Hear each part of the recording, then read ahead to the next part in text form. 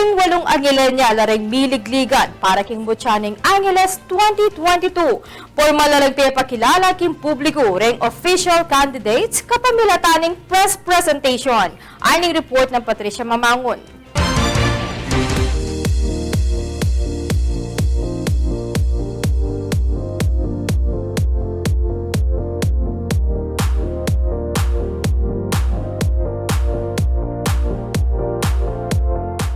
Formal na lang pepakilala reng 18 kandidata para king prestiyosong Mutya Ning Angeles ngening Banwa kapamilataning press presentation inyang October 3. Ing mesabing beauty pageant, proyekto nening city government, lalam ning pamanibala ng Mayor Carmelo Pogi Lazatin Jr.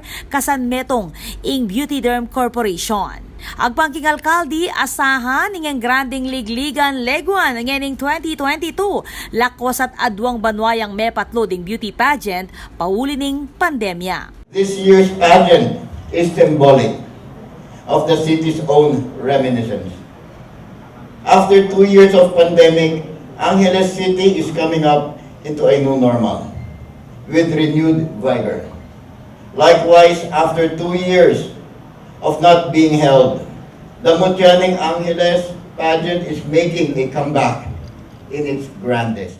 Kumpiyansa yan naman nila Zatin, king natural leguan at kabyas ng darendalagang Angelenya, aagyo kanong makipagsabayan, kareng national beauty pageant o kompetisyon. Isa po sa mga pangarap natin at ng mga bumubuo ng Mutya Ning Angeles ay makapag-produce tayo ng mga kandidata na pwedeng i-represent ang Angeles City. A Miss World from Angeles. A Miss Universe from Angeles.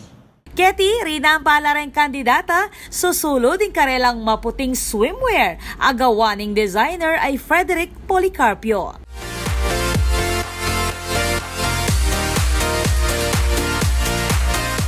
Tinagunla naman king programa dina Beauty Derm President and CEO Rhea Tan, Beauty Derm Ambassadress Jelay Andres, Sabers Group Holdings Chairman Jack Uy, at reng miyembro ning Mutya Ning Angeles Committee, kabibilangan dari Angeles City Chief Advisor IC Calaguas, Executive Assistant for Reyna Manuel, Tourism Officer Annelyn Sugi, Economic Development Investment and Promotions Head Irish Liego, ACTO Consultant Cecil Sanchez, Jerome Esguera, Marna Del Rosario, Poklong Gina, at reng sikat Kapampangan designers ng pong stylist Adina Rosette Biyag, Frederick Policarpio at Marlon Tuazon.